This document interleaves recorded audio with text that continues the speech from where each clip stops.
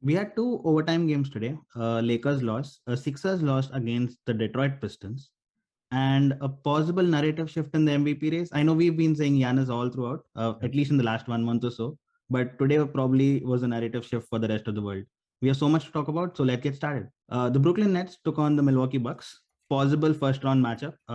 Earlier in the week, the Milwaukee Bucks took on Philadelphia 76ers, and we did say that it was a plausible conference final matchup, which I don't think anymore because I don't think the Sixers are good enough to reach there. But Giannis showed up in both these games, 40 against the Sixers, 44 tonight, 44, 14, and 6. Leading scorer on both the teams that had KD, Kyrie, Middleton, Drew Holiday, whoever. Giannis topped them all. KD had a good night, 25 points, but missed two shots that could have won them the game, one in regulation and one in overtime. Kyrie went missing in the fourth quarter and in overtime. I didn't even realize that he was playing. Kyrie went missing. Imagine that. Drew Holiday was fantastic. Middleton got ejected. Questionable call. I know it could go either way. Questionable call. But what I saw today was Milwaukee getting everything right. This is like all those habits that come out of a championship team, right? When Middleton got ejected and they Yeah. felt it was unfair. That was in the middle of a Brooklyn 16-3 run. The Bucks could have folded there and said, "Okay, it's a regular season game. We'll see them in the playoffs," and shut down for the day. But they didn't. This is exactly what a championship team does. This they know that there will be situations like this in the playoffs as well, where you'll be down, but you need to really force that comeback and somehow get it to as far as possible, right? And then you never know what happens. That's exactly what happened today, where Giannis, after that 16-3 run, the Bucks went on 11-2 run themselves. Giannis was unstoppable. They put whoever they wanted on him, he was unstoppable. He was dunking on Claxton, Durant, Bruce Brown, whoever got in his way, everyone's getting dunked on. I think he had 10 dunks today. And this is a team, this is exactly what the Brooklyn Nets are lacking, in fact. When it came to those clutch movements, right? You were throwing the ball in KD's hand and expecting him to get on a ridiculous shot. I mean, it's KD, of course, you'll have hopes that he'll go in, but some of them were ridiculous angles, ridiculous against great defenses, even. There's no one that he could pass the ball to because Kyrie was guarded very well. And then he would have to pass on the ball to say Claxton or Drummond, and then they'll get hacked and then they don't make the free throws. And Yeah, that's exactly where the depth gets exposed there. And this is something that is built over a period of time, right? And you can see that the Brooklyn Nets have not played enough together to figure all of this out. And that was clearly evident today in what the Bucks were doing. They knew what was going on. Giannis, when he was guarded and had nothing to do, he was very confident passing the ball, even if it was Connaughton, even if it was George Hill, even if it was Joe Holiday, whoever. He's pretty confident in passing the ball. He trusts his teammate, but somehow I don't see that with KD or Kyrie. I mean, starting part of the game, the first half, you'll see him passing the ball a lot more. The second half, especially in the fourth quarter, you'll see that KD doesn't really pass the ball enough, except if it's Kyrie. And that's where the Brooklyn Nets are lacking. And this, do you agree with my analysis there? I think some parts of it. A part of KD and Kyrie not passing all that much could also be their game. They just believe they can get every shot and they can score. But 100% agree that their depth gets exposed in games like these. It's still, to their credit, so good are their best players that they still lost by 1 point and that too in overtime. But their depth does get exposed. The inability to surround their superstars with players is getting exposed. But my issue here is it's not that they were that shortchanged on the support crew. Like they did have Seth Curry, he put up some numbers. They had Brown got them a bunch of points, which Brown was amazing today. I would and he's been so for a while. I think he's been a pretty valuable player in the lineup. So they had enough support. I think where they lost this game was one, what I've been saying, what we've been saying all along, and what more people are beginning to realize is you've got to stop making excuses for Giannis's greatness. You got to stop coming up with bullshit reasons why he's not the best player in the game. It was right in front of your eyes. He is the best player in the game. He dropped God knows what on Embiid, punched him into the ground. Dropped 44 on KD, who dropped 26. Were this the other way around, we'd be jacking off in international media, singing KD's praises of how he made a statement and he showed Giannis who's who and it's man amongst boys and all of that. Giannis drops 44. Nobody else comes anywhere close. Gets the win. Is unstoppable in the clutch. And there's no credit. I think where the game was lost, though, where the difference was created, Brooklyn, after all this, all said and done, and this is why I was saying I slightly have a different view, is they shot more volume, which means they created more offense, Brooklyn. They shot better overall from the field. They shot way better percentage, so they were a lot more efficient from three. And they put up big volume. It's not even like they 37 threes and they made 18 of them. Everyone gave them threes. So then where exactly did they come up short? The match was really won and lost on free throws. And incredibly, for a team that used to have Harden around, I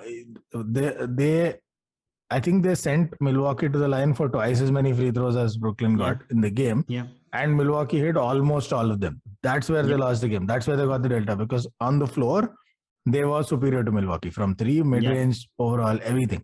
It was free throws where they actually lost the match. And yet again, MVP case, they sent Giannis. Most of this hacking was done on Giannis. And this is where he's becoming freakishly unstoppable where the league should be frightened, where people should recognize this and call it out, and yet nobody does. His game itself is unstoppable. He went 14 of 21. That's like 66% shooting. 2/3 of his shots are going in. That's unreal.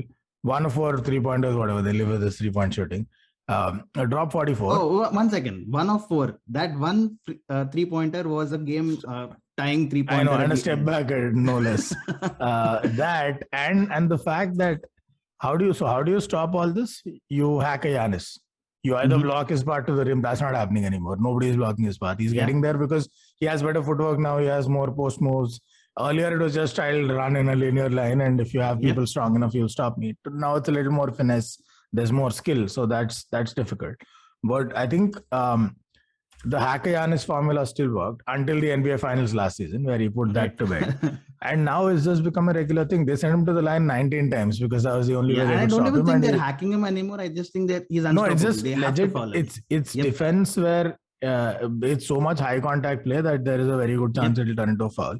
They sent him to the line 19 times. He made 15 of them. And that's it. That was the game, because Middleton and Holiday are not going to miss. 6 of 6, I think 5 of 6. And almost all of the other fouls were on Giannis, and he made 15 of 19. 15 of 19, by the way, 15 made free throws is more than the entire Brooklyn Nets team put together. Giannis made more free throws, digest this, than the entire Brooklyn Nets team. That was the game. That was the ball game. So how do you stop this Giannis? How do you deny he's the best player in basketball? And how in the world are we still holding him as a contender for MVP? He should win DPOY for sure. He's probably the scoring champion or close. He's proving to you 0.01 behind LeBron. Yeah, he's proven to you in the clutch and against the best players. All of the bullshit subjective arguments that a lot of these analysts make. Oh, but he doesn't take the last shot. But he took it. Oh, but where is he against the big boys, against KD? There he is. Against Embiid, there he was. What's the reason exactly? What's the excuse now that Giannis is not the best player or the MVP?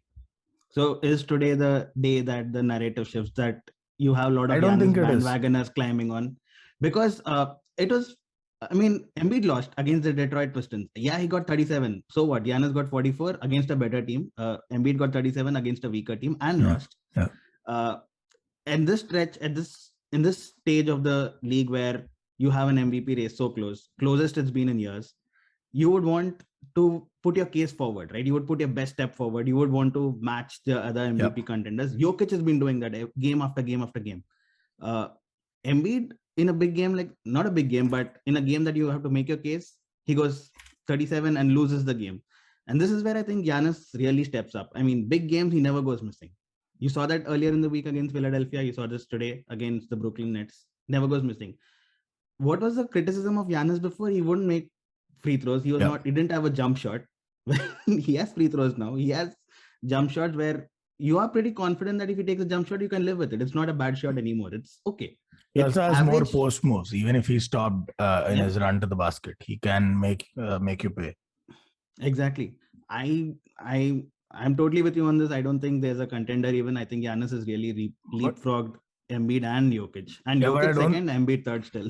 Yeah, but I don't think the narrative is going to shift though. And here's why. I think you'll get a day or two of everyone eulogizing. People are going to go nuts. Oh wow, Giannis made a statement. This is the typical crap that people sell on TV. And then he'll go back to the whole thing, because narrative is something that is sustained. Every time Giannis has a big game, you get ornate praise, including the NBA Finals.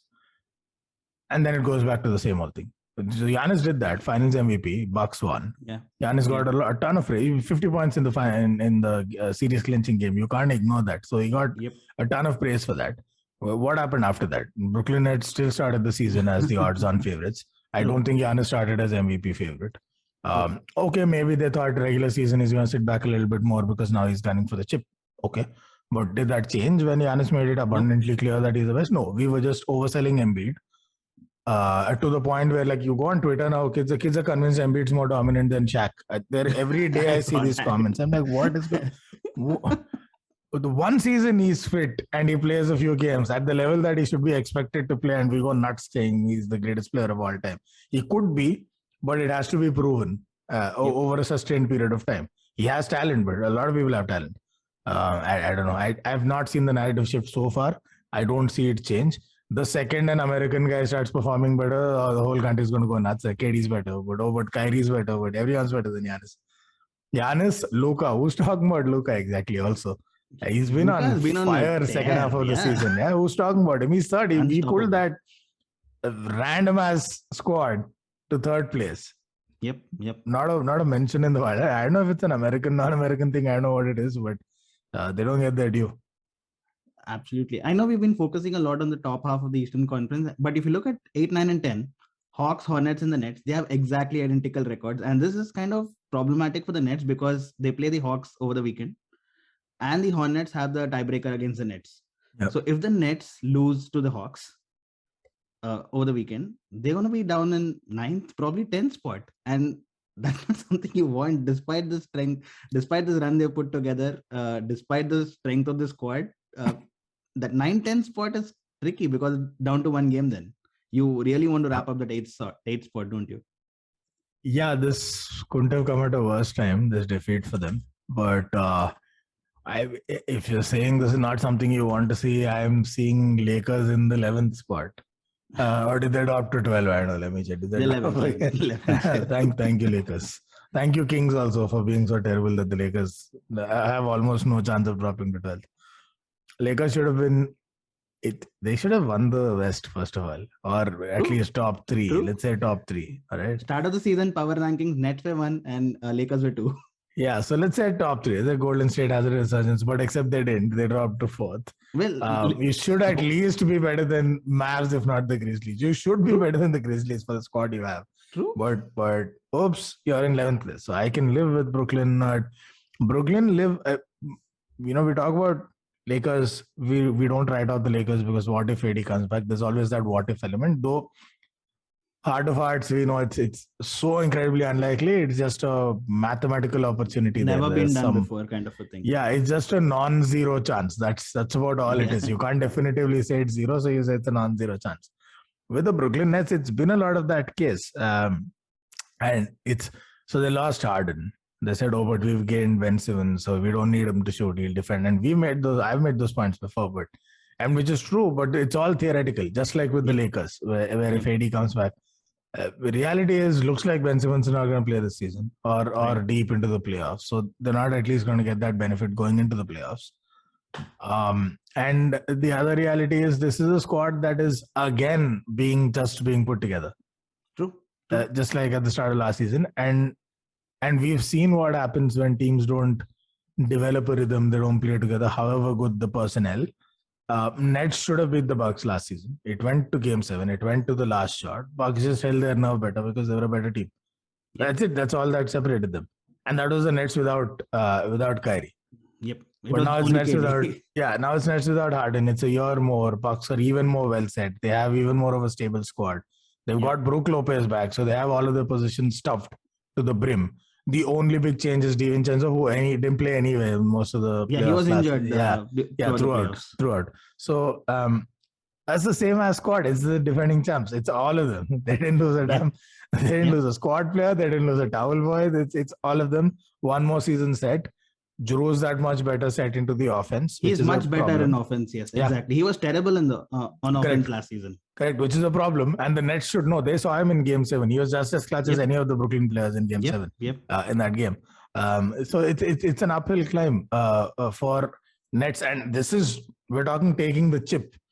But now we're talking getting to the playoffs. I think, look, they still have the kind of players that you would want to have to win clutch games and get into that play-in position, maybe even get into the playoffs. But it's going to be really tough for them this season.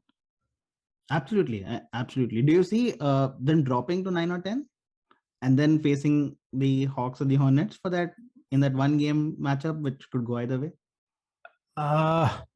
No, so again, this is out of respect to the kind of players they have that I say this. That they should drag them through, right? Yeah. Yeah, it's probably not a likely scenario.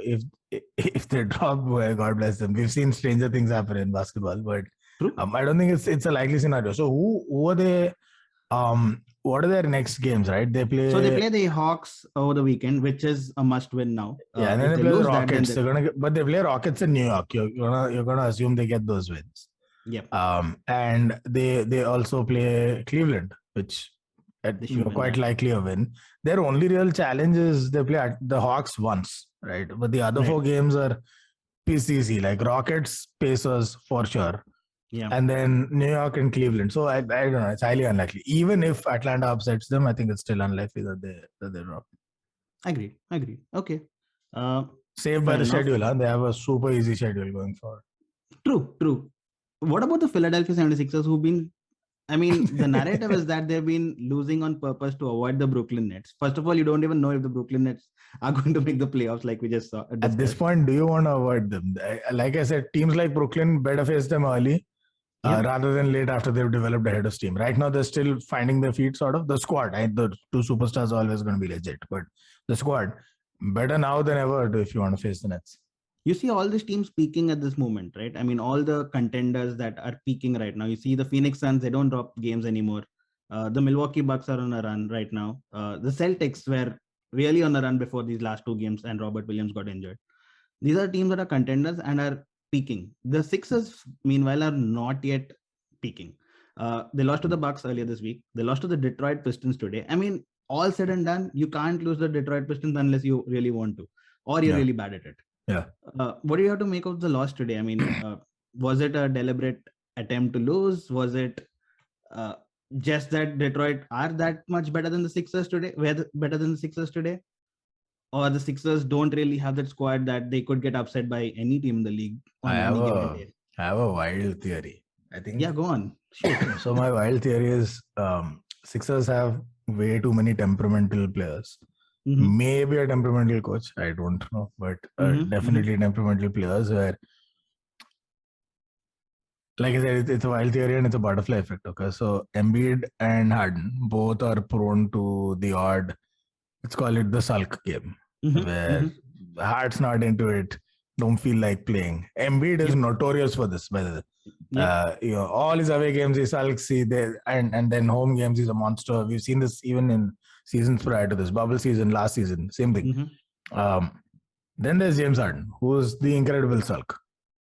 He every time his heart's not, he's a little different. He's a different version of Kyrie. His heart's not in it for a multivariate set of reasons, and whenever his heart's not in it, he just stinks up the gym. What if that's what we saw? What if that came to a head? Because they had a pretty embarrassing loss against the Bucks, where they were really shown the door against the Bucks. And then this game happens. My sense is, so I've heard this narrative that they're tanking on purpose to avoid the Nets. At this point, is that a sane thing to do? Why do they fear the Nets so much? And the other question that I have is, Embiid got big numbers. That's not the sign of a team looking to lose the match. It's not they didn't sit Embiid. He played 37 minutes or something.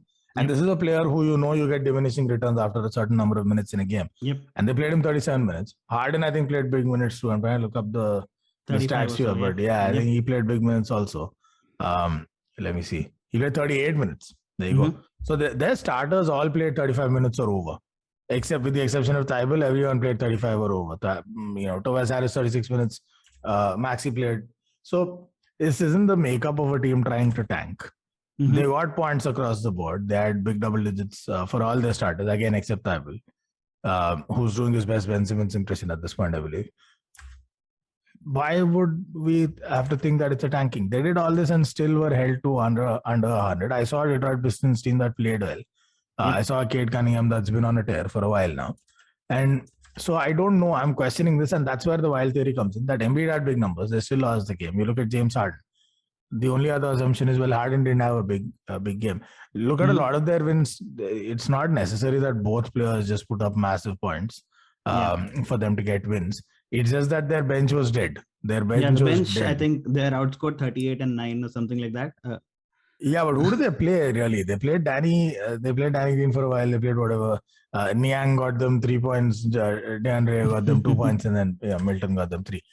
Did they give the bench any significant minutes? Not really. For me, the wild part of this theory is James Harden. It centers around James Harden. Mm-hmm. I think his greatness is such that I begin to wonder, are we coming up with new excuses each time for what could possibly be a personal level drop in performance? Mm-hmm. So the hypothesis here is, what if James Harden isn't the guy he was? What if he isn't the player he was? It definitely showed last season that he is slower than he was. Right. He's not as explosive anymore. And we're seeing how Westbrook has just absolutely crashed. Like, Westbrook was never a great shooter, but this is another level of stinking up the joint. He has never done that before, not even last season. and a bad fit and all of that can explain a lot of it, but not all of it. With James Harden, my thing is, when was the last time we saw James Harden be James Harden, the 30-something point scoring monster that kills teams? The year that the league Houston Rockets, actually. Yep, yeah, exactly. Yeah, basically Houston Rockets. The last time was in the Rockets. Yep. What if Harden since then has dropped? Maybe fitness, maybe conditioning, I don't know, or maybe just age. It just happens at a certain point that you start losing some of that ability because the stamina isn't the same, and etc. etc. What if that's what's happening? Because last season we explained that with a combination of, well, initially he was sulking, he didn't want to play for Houston, so he came fat, he did whatever, and he on purpose started stinking it up. Okay, he goes to Brooklyn, still not getting big scoring numbers. I mean, the odd game, 30-plus game, like I said, Kuzma has those, right? So, by and large, he had these low-scoring triple-doubles, the Jason Kidd-esque triple-doubles. And we passed that off as James Harden, the ultimate team player. I did too. That's what I thought also. The ultimate team player, he's sitting back so Kyrie and KD can have more of the ball. Maybe, because KD got big numbers often. Kyrie got his thing. James Harden was the only one suffering on scoring. Then came this season. Same thing again. And we've had games where KD and Kyrie were both absent. Games where James Harden thrives. Whatever happens to the result, he gets mad numbers. If this was Houston, I can't recollect too many of them. There might be a free game here or two. I really can't recollect too many. Not a lot, what if it's not the James Harden anymore? Because now he gets traded to Philadelphia. It's the same thing again. He has those Jason Kidd-esque triple-double numbers game after game, that or close. But we've not really seen him take over a game and dictate the result with his offense. Right. And this is a guy who was average 35 in a season. Yeah. So what if that's my hypothesis? That's my wild theory. I'm with you on he's this. not the guy anymore? Yeah, we'll see. And he doesn't have good history in playoffs. So let's see if that continues. A great weekend of games coming up. Lot at stake, I would say. The Lakers take on the Pelicans. That is kind of a decider, if you could ask me, for the 9-10 spot. Watch, man. The Warriors play the Jazz, because that could be interesting, because if the Warriors lose that one, the Jazz could go up above them or come pretty close at least. And like I mentioned earlier, the Brooklyn Nets take on the Atlanta Hawks, and if the Nets lose that one, they'd be in trouble. They don't want to face they don't want to go to the 9th and 10th game matchup, because it's one game. We've seen worse things happen. We saw the Warriors last season, in fact, perfect example. They lost to the Memphis Grizzlies. They had 2 chances, by the way. They lost to the Lakers first and then the Grizzlies. So you don't want to go into that one game matchup, which can get tricky. The Atlanta Hawks win today also kind of settled the top 10 in the East. That's not going to change. The order would change, obviously, could change, but the Knicks are out, which means Trae Young has knocked out the Knicks for 2 years in a row. The Wizards are out, no longer in contention. So the Eastern Conference is settled. The West still has one spot rather to be fixed. between the Spurs, Pelicans, and the Yeah. Lakers. So interesting round of matches. The other big game which I forgot to mention was the Nuggets take on the Timberwolves sometime over the weekend or probably tomorrow. Mhm. Is that if the Timberwolves win that one, they could sneak up on that 6th spot for against the Nuggets as well. So a lot to play for over this weekend. Any particular games you're looking forward to? Yeah, I know what you're not looking forward to. I'm not looking forward to the Lakers against the Pelicans. I'm intrigued by a fair few fixtures actually. I think Boston get a chance to flex. They play Indiana. Yep. Let's see what it is like when they really go for it, because they've had a bit of a topsy-turvy run of games. I'm really looking forward to Sacramento against Houston, just to see who stinks it up more. It's going to be a fun game. No, it's okay. So I have a personal agenda there. I'm looking forward to that game because basically I want to see if Sabonis plays. They said they're going to reevaluate him April 2nd. I badly need him to play. I see where you're going. For my fantasy league. No, but I think one super interesting matchup. It's not going to change anything on the standings, but the Suns take on the Grizzlies. Dying to watch that. Yeah, top 2 teams in the league. Yeah, Clippers take on the Bucks. That's always fun to see the Clippers get clobbered. I think that's what's going to happen. Are they going to get clobbered though? Yeah, but both are playing back to back, so never know. Both the teams could come up without. Yeah, but who would you bet on to rest players more if there was a back-to-back season? Clippers. I don't think Paul George would play, just given the history of Clippers and that he's returning from injury, so he might sit out. Bucks might choose to rest Giannis, but I don't think Giannis wants to rest, so I think he'll end up playing. Yeah, I think possibly the most intriguing matchup would probably have to be Charlotte against the 76ers, the Hornets and the Sixers. I really want to see. It's going to be a show of intent, but I'm really I don't know. There's something about this context. Charlotte have a lot to lose, so they're gonna come in all guns blazing. Philadelphia, let's see how committed they are to this supposed plan of holding on to the 4th spot and not moving any higher. Let's see. So that match intrigues me. But beyond that, let's see where it goes. All right, this is all tomorrow, by the way. Yes.